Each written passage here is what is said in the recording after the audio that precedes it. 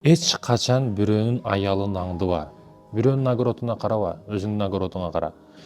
Бирөөнүн канча иш кылып атат, канча сооп кылып атат, анысыга маани бербе. Канча күнөө кылып атат, аны эсептебе. Кээ бирөөлөр ушундай жалаң бирөө менен алек да. Бирөөнүн табышы, бирөөнүн банкрот болушу аңдып карап турат. Бир кырсыкка учурап калса ырас болбодубу дейт. Пайда таап келсе көрө бастык кылат. Ушундай системада жөндөн жөн да. Кошунага душмандык кылат. Кошунасыңар бири-бириңерге эмне? Өнүгүп кетсе буну кара дуба кылдырышым керек. Кичине өнүгүп кетсе буну бирдеке кылышым керек. Бул огородко бир нерсе эккен да деп ушунча сөздөрдүн эмне кереги бар мындай? Өзүңдү бил.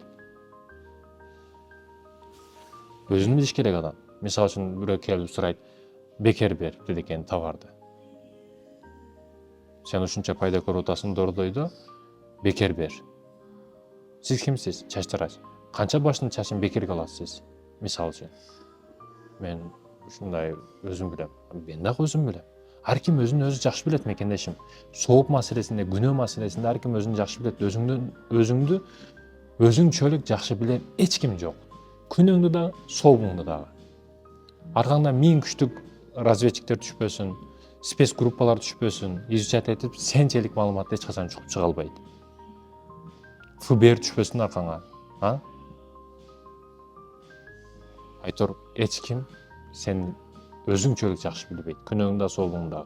Өзүң мынтип ойлонсоң, акыретте каяка барышыңды өзүң мындай сезесиң чындап. Өзүңдү таразалап, мен баары ушул жака кетет окшойм деп ойлойсуң. Сөз эсин табат мекендешим. Ошондуктан бирөөнүн огородуна эмне кыласың? Өзүң менен өзүң бол. Өзүңдү талкуула, өзүңдү өзүң гыйбат кыл, бирөөлөрдү эмес.